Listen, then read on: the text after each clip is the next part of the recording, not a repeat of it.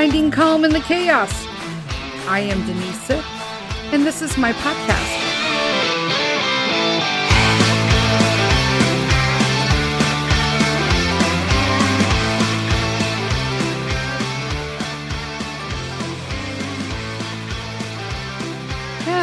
Hello, everyone. Welcome. Happy Wednesday, friends.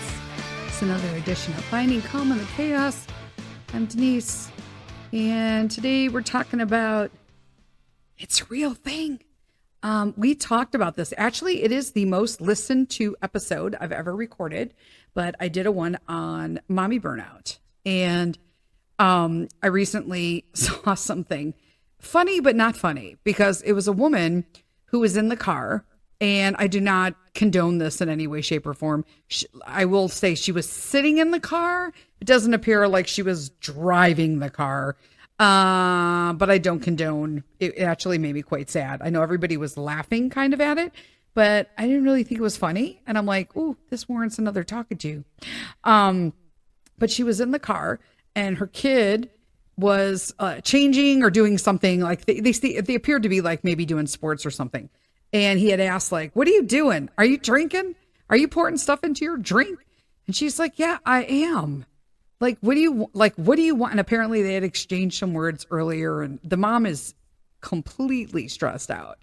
And she's just like, you guys expect me to do this and do that and do this, and these are things that just happen in your life every day and in the lives of everybody in our house, but I'm the one that makes those things happen. And how many more directions can you guys pull me? And I'm just like, this is what gets me to the afternoon. And I just thought, oh boy, like, holy cow. And right now, mommy burnout has a name. It's called depleted mother syndrome. Funny, not funny, guys. Like, friends, this is not okay. It is literally the feeling of mental, emotional, and physical exhaustion, depersonalization, and a lack of fulfillment caused by intense, basically, family, house, child, pet, husband demands. Okay? Because this is interesting. Think about this. In today's society, if a man goes to work and a woman stays home, there is a expectation that the woman will handle everything at home. Everything. Even common household chores. So I say this because I do feel like there are some things like, so I'm a stay-at-home mom. Okay. Mr. Sith works. And so recently I have taken on more. Number one, it's because I've been feeling a little bit better. But number two, because I want to help decrease the load on him. Don't even ask me about how, if he appreciates it or what. Now we're not even going there. But for me, it's just something I'm working on personally. So it really doesn't have any effect on what he thinks. But most people who have listened to this podcast or know me know I hate laundry. Like, I hate it. And I have been doing all the laundry. Because in all honesty, if Mr. Sith does laundry, he does like 2 loads in one day, because I don't know why his loads take 8 hours to run and mine take 50 minutes. I'm not sure. But if I do the laundry, I can get all 3 of our laundries done. So me, Mr. Sith, and Peter. And then I can also do like a towels, rugs, something, sheets, something else in there. Okay. Not so much for him. So like yesterday I did all of my laundry, which I jammed into 2 loads, which I shouldn't have done, but I did. I jammed it into 2 loads. It was like 2 smaller loads, and I put them together. And then after I did it and I had them in the dryer, I regretted it. I was like, whatever. So next time I won't do that. Peter was 1 load this time. Mr. Sith is always 2 loads. And then I did all of my bedding. I did Mr. Sith's bedding, and I did towels. So, and I did that all. I think we finished in the evening. It didn't matter. Like, I finished in the evening. And then sometimes I have trouble bringing it. I mean, peeps, I have lupus. Okay. I'm going up and down 3 flights of stairs like multiple times a day to do laundry. I'm certainly not dragging everybody's crap up too. So sometimes we have a rack downstairs, so I will just hang everything up so that he can just bring it up and everything's folded and in their things and they can just take them up and put them in the closet and drawers. I think that's pretty easy, right? But for some reason, like things like, sorry, can you tell I hate laundry? I like went on a tirade already. There you go. Do you expect anything less of me at this point? Then they're common chores. So I feel like that is a kind of a personal, right? I got time to do that. But in this house, everybody uses dishes. There's a dishwasher. We don't even have to, like, we didn't have that as when I was a kid. The dishwasher was like me or like one of my siblings, period. I feel like somehow the dishwasher has become my job. And I don't understand because like everybody eats. And if I'm responsible for like shopping for you and cooking it and making a plan and feeding you, like I can't even get the people in my house to put plates down on a plate. Like I'll literally be like, hey, like we're going to have dinner pretty soon. And everyone's like, and then I'm like, okay. And then I'll take 2 plates out and put them on the counter or 3 plates out. And I'll be like, all right, we're going to eat in 5 minutes. And then nothing. And then I'll take the paper towels off and then I'll take the silverware out and I'll put them on top of the paper towels. And I'll be like, all right, I'm serving everybody dishes now. And then I plate our food. So I'm very into food styling. I think it makes people want to eat their food more. And Peter eats very well. So I can't be all that wrong. So I will like food style everybody's plate, put it on the table. I always serve myself last. Most moms do. I insist on sitting down when I eat. I will be the last person to the table. Well, according to the timing reasons, but usually I'm the first person to actually finish eating. And then I have to clean up and beg everybody else to eat. It really is. I want to know why. And also, I don't know when, but I used to have a rule growing up that whoever cooked didn't clean. The chef doesn't clean. If somebody's cooking in your house for you, do the damn dishes. Put them in the dishwasher. That has stopped in my house. I don't know why. Or when they say they clean up. So does anybody else have a husband who they say they're going to clean a kitchen. And so they take 2 dishes and a cup off the table and they put it in the dishwasher, but they leave everything on the counters and on the stove dirty. Yeah. Just me. Oh, if I'm not alone, I'm sorry. Okay. Because that just drives me nuts. Anyway, mommy burnout is actually called depleted mother syndrome. And it's literally just too much stress and a lack of coping. Why can't we cope? I'll tell you why we can't cope. Because we don't have a moment to our freaking selves. Okay. Like a lot of moms can't even pee by themselves. Or they're hiding in the closets doing shit. I hear you. I hear you, mommies. I hear you. Okay. And while both moms and some dads can experience burnout, because there are some stay-at-home dads too, right? But they're a little, it is actually more common among women because the parenting responsibilities tend to fall disproportionately on moms. Okay. Now that's what I was getting to at the beginning of this tirade. That I may be a stay-at-home mom and Mr. Sith might work, and somehow extra duties have fallen on me that I'm okay with.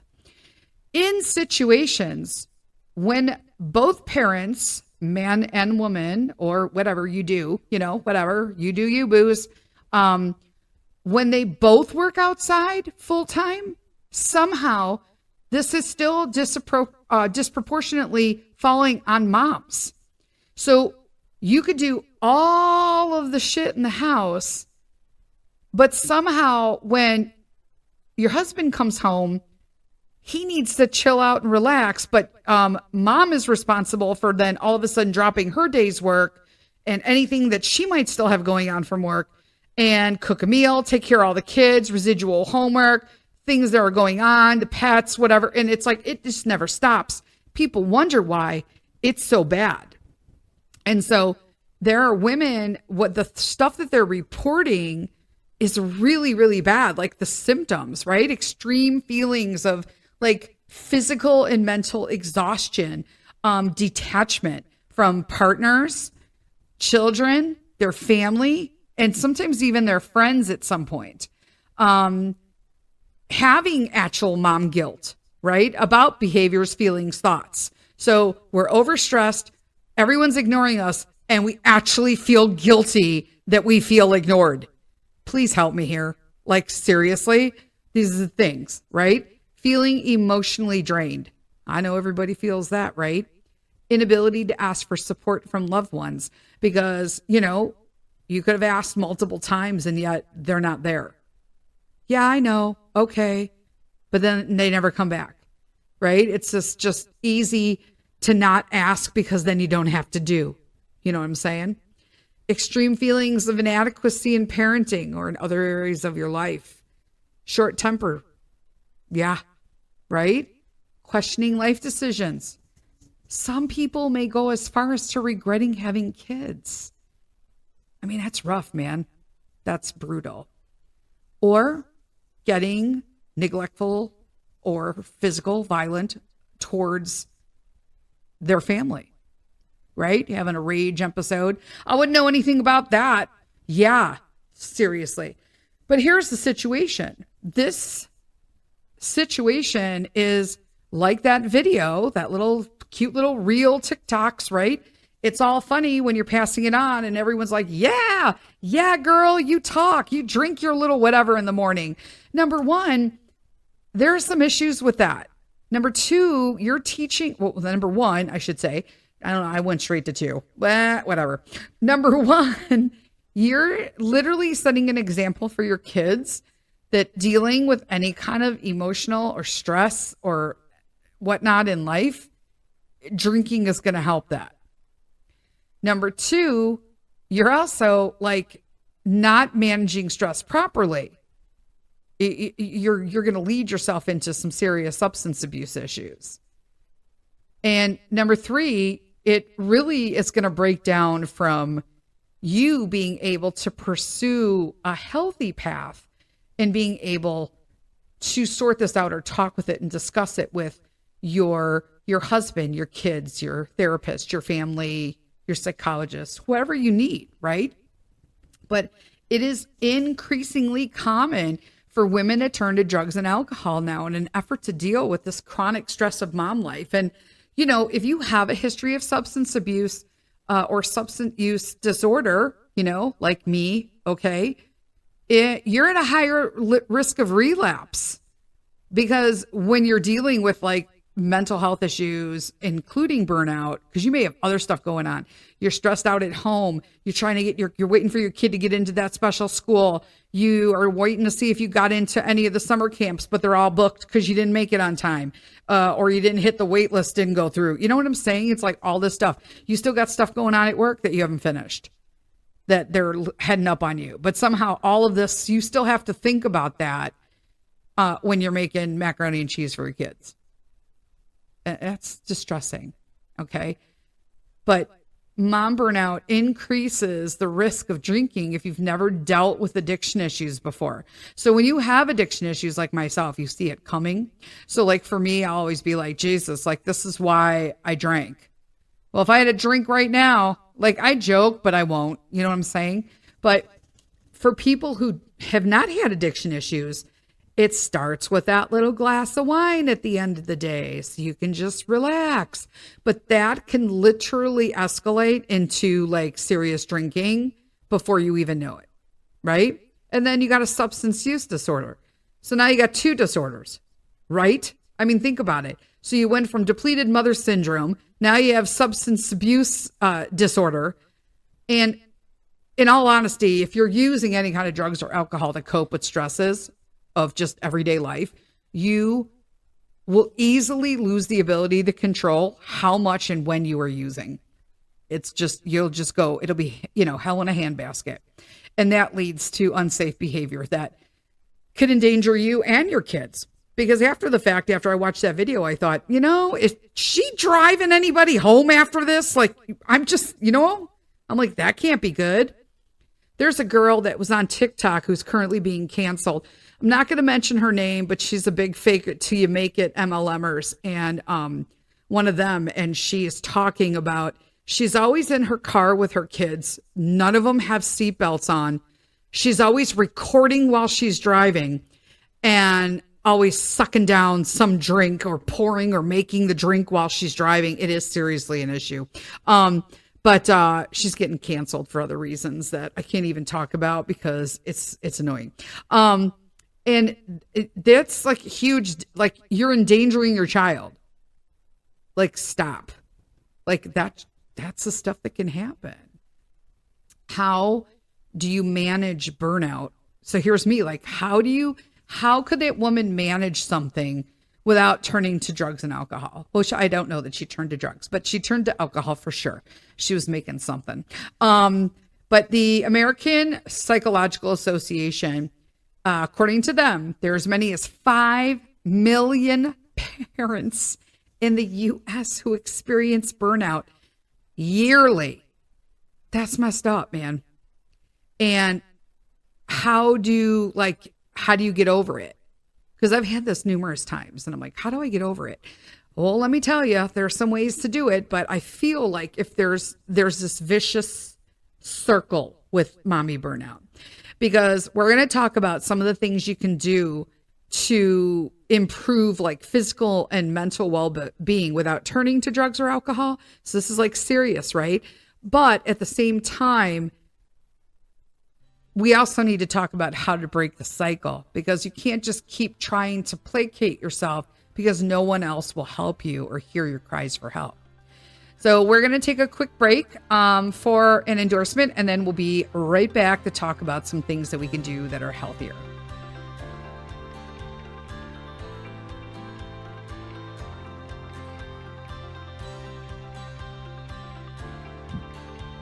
Hey friends, I want to talk to you a little today about our sponsor, which is Pet Matrix. Pet Matrix is a premium canine supplement company, and I chose this company straight off the bat for Buster and Chica. Chica is a 15-year-old Shiba Inu, and Buster is a growing large breed Newfoundland, currently at 17 months. Every ingredient that Pet Matrix chooses has a targeted benefit for your dog.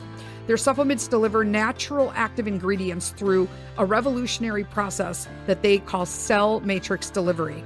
By applying science and including bioactive peptides in their human-grade all-natural recipes, they're able to target a dog's specific needs, plus provide the benefit nature intended.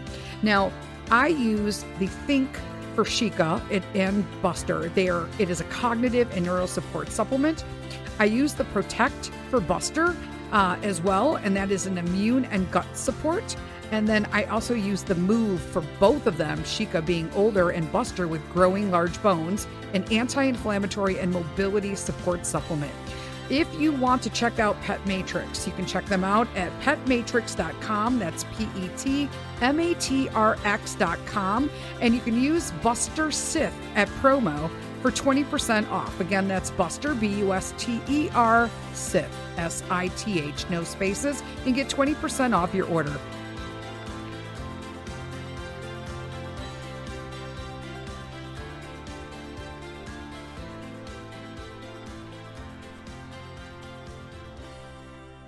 Hello. We're back, friends. Part 2 of how to deal with mommy burnout. Also now professionally named depleted mother syndrome. Yeah, because it's not bad enough. Now we need a professional name and a diagnosis. So here are some things that we can do. There's some issues. Remember, we need to be able to break this leaning for dependency to help self-soothe. But there are healthy ways that you can do this without leading to alcohol or drugs. And one of that is the big one that we all know, but we never do, and that's take time for self-care. This is something that moms struggle with. We keep hearing, you can't pour from an empty cup. Yeah, well, I don't have any clean cups because they're all fucking dirty. Sorry, I said it. No endorsement is mine, so I don't have to worry about the sponsors. You know what I'm saying? Like, I hate when people say that. You can't pour from an empty cup, Denise. And I'm like, yeah, I don't even have a clean cup. So shut up. Like, I'm like, what? But if you don't take care of yourself, how can you take care of something else? How can you be responsible for other people's lives if we can't even do stuff? I mean, I'll be honest with you. I sleep like 3-4 hours a night now again. I don't know why. This is like a new thing. So I either sleep, and then when I do sleep, I sleep too hard. And then I wake up feeling like I have had, like I'm on a bender, like I have like a huge headache. And it's hard to find time for yourself, especially if you're a stay-at-home mom or you're a single mom. I hear you, single parents, okay? But you need to find a babysitter. You need to find someone to get you a break when you need it. You just must, okay?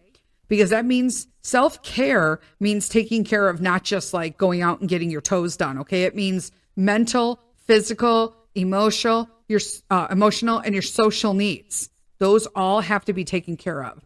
You need to keep doctor appointments, dental visits. So you laugh all you want. I literally have not gotten my teeth cleaned in like 4 years because I cannot stand a dentist. For me, it's like less is more. I have no cavities. I have all my teeth. I pride myself on that. But, you know, Mr. Sit's like, why am I paying for insurance if you're never going to go? And I'm like, true that.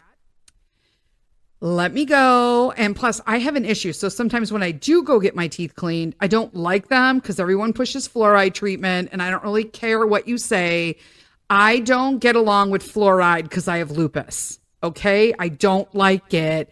And if you look up the history of fluoride, then you can come talk to me. But don't tell me like, hey, there's nothing wrong with fluoride. They recommend fluoride. But it's been, okay, well, you look up where fluoride came from.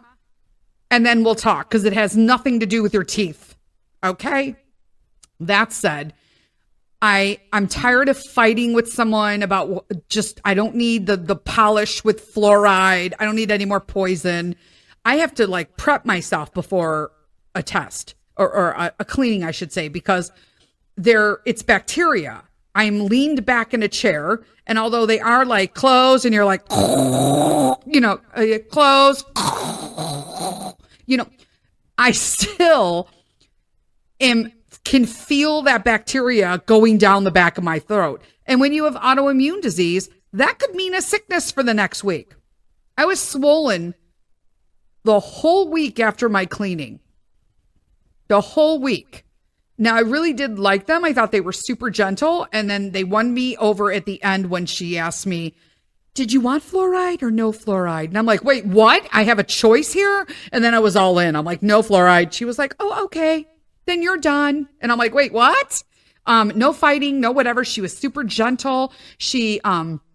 They took all the x-rays like in the freaking world because I hadn't been there, which is fine. They're covered. But it's the principle that like the doctor came out to actually tell me that she looked at my medical history, you know, cancer, autoimmune, lifetime dosages, chemo and radiation. And she's like, your teeth look amazing. They're healthy. You got great roots. You've got great teeth. You've got no cavities. And I was just like, whoop, whoop. That for me, right? That's what happens when you brush your teeth and you floss like they tell you to. You know what I'm saying? And I don't even floss like exorbitantly. And I don't even brush exorbitantly. I brush once in the morning and once at night, unless there's like some shit stuck in my teeth. And then you could do a little and work on that. But no. Okay. So it is important to do, little tangent there again, dental visits, therapy. I see my therapist every 2 weeks, tele appointments. We do the little video screens. I love her. Summer's coming. I may be like, let's get in the car. Let's go. I'll hook Peter up with the tablet. He can go in the corner and he could be good to go. And I can have my time. I love it. And I only go to the doctor once a year, but you guys know how that goes. So yeah, but you need anything. Make time with your friends. Coffee dates, tea dates. It doesn't even matter. Exercise, walk dates. Just be by yourself. I mean, even if you have to like go through the drive-in and get yourself a cup of whatever you need and sit in the parking lot, put your favorite song on, your favorite Sirius XM channel. I don't really care. Sing at the top of your lungs. Chillax. That's what you need to do. This is what I need to do. Prioritize sleep. Listen, I really do. But in all honesty, I think I suffer from two different things. So this can seem prioritizing sleep. I'm going to be honest. I understand this can be almost impossible for a mom who's got like a new baby. I get it, right? Because you're waking up multiple times a night. You have young children. I get that, right? Peter's always been a good sleeper, so I have no issues with this. Even when he was a baby, he got up to eat, he went back to bed. And I didn't hold him. We didn't co-sleep. And then if you do that, you do you, boo. But then later on, you got to figure out how to get your kid back in a bed. My kid sleeps. He goes to bed 8:30, 9 o'clock. There are some days he stays up later because we have something going on, or it's a Friday and he wants to finish watching a movie. That's fine. But he goes to bed 8:30, 9 o'clock the latest. And when he hits that bed, he is out like a light. And then he wakes up again now between 7 and 8 o'clock. And we have to even work on that because come fall, when he's going to like school, he got to get up earlier because we got to be in the car. So never had issues with this, but sleep is super important, not only to just kids, but to adults. I mean, make it a point to go to bed early if you can. Share a nighttime duty with a partner. Like, hey, can you do this so that I can go to bed? I try that with Mr. Sith, but I'm gonna be honest with you. No. See, Mr. Sith has issues with leaving doors open. And I know I live in the suburbs, but hey, we live in weird times. And I feel that you just need to lock your damn doors. If I had $1 every time somebody in our neighbor's app, from the Ring stuff, somebody stole the car out of my driveway. How'd they get in it? They didn't hear anything? No, I left the keys in it. Wait, what? Yeah, don't leave your keys in your damn car, people. It's 2024. You should have stopped that shit when we had push buttons. You know what I'm saying? Stop that. No. And single moms, don't be afraid to ask friends for an overnight. You got a best girl? You got somebody your kid likes? Hey, you want to sleep by auntie, whatever? Make it a fun thing, even if it's a late thing. You don't want to trust your kid overnight? I get that. But something to give yourself a point, a break, a point where you can just stop, right? But you need to have like just some time. Now, I will put this out here because this is my issue. Because I am running around all day and never having a moment to myself. And I did have my son bring up the other day, well, mommy, you crochet. Okay. Yeah. However, also while I'm crocheting, I usually have dinner cooking, laundry going, dogs in and out, all while I'm trying to crochet and count one row, which I usually then at night when everybody goes to bed, and I should be in bed so I can sleep better.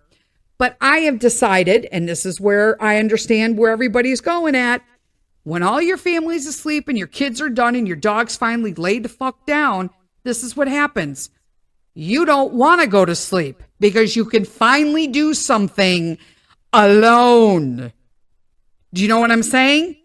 That's when I go back to my crochet that I did all day, my 4 rows, and I have to frog them all, which in crochet world means pull them out because they were counted wrong because I was interrupted so much. So did I really crochet during the day? Nope, I didn't. I did not. I recrocheted later that night. I rewatched the movie that you talked over because it wasn't something that you wanted to watch. You know what I'm saying? I know you know. That's why I don't sleep. Here's another one. Limit social media. Folks, I am going on a social media fast once a month for a week. I almost said once a month, like a week and a month altogether. A month. Or is it a meek? Just saying. Because scrolling Instagram, Facebook, what does that lead to? We just talked about it. It leads to comparison, feelings of inadequacy. For kids, you bet your bottom dollar it does the same for moms, because you have all these super moms on social media who are literally only showing you like a corner of their house is like the corner that's perfectly clean and perfect. You cannot compare yourself to anybody on social media. Stop doing that if you are, because it is fake. They are only posting set up, perfect, ideal situations and moments that are impossible standards to try to compare yourself to. It is a place that you can, take a break. But if you feel like it's contributing to your stress, you got to let it go. Let it go. Talking to others. Find a friend who can relate. Listen to this podcast. It can be very therapeutic. Okay. Spend time with other moms or women who've asked themselves if it's normal to be tired of being a mom. You'd be surprised how many other moms feel the same way, right? Wondered whether you're a good mom. It literally will it'll feel like a shower. That you'd be shower all that guilt right off of you. Just talking to another woman. Coffee time cannot be underestimated enough. Okay. And the other one is just kind of learn, especially if you have kids. Like mine is older, so I feel like it doesn't really apply to some things. You kind of have to like tweak it, but especially for like newborn babies, you have to learn new parenting skills, especially if it's like your new baby, your second baby, your third baby, your fourth baby. I don't know. I don't want to go more than that because Lord help you, sister. As your children grow or you have more, you're going to evolve, right, into your parenting skills. Your first baby might not be like your third baby, right? But you will experience new life changes, new life stages. I'm sorry, not change. Well, it is changing. You're changing into a new stage. But like Peter's getting into this, I'm still like, I know he's going to walk into like third, fourth grade. Everything's going to change, but he's still to me in that make-believe, wonderful, world where he's kind of torn between fantasy and reality.